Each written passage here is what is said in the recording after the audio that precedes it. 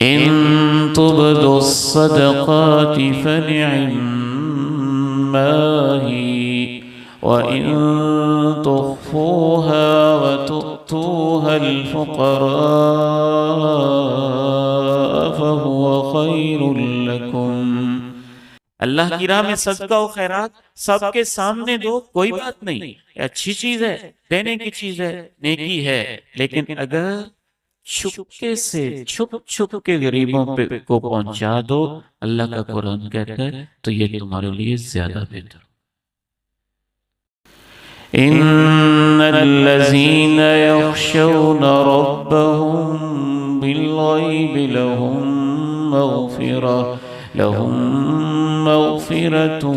وأجر كبير۔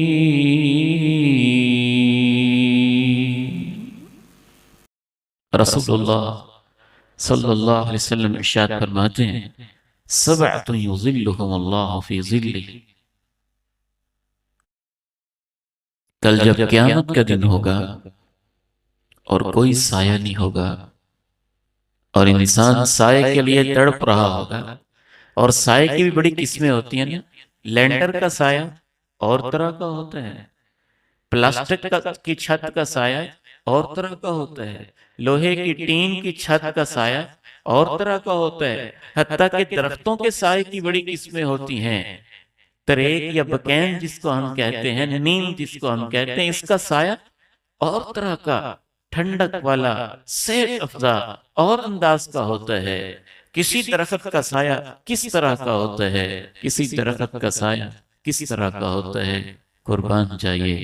اللہ کے عرش کا سایہ کتنا خوبصورت ہوگا۔ سبعۃ یظلهم اللہ فی ظلہ یوم لا ظل الا ظلہ۔ آپ فرماتے ہیں سب بندوں کو اللہ اپنے عرش کا سایہ نصیب کرے گا، اور ان میں سے کچھ وہ ہیں جو تنہائیاں بڑی اچھی گزارتے ہیں۔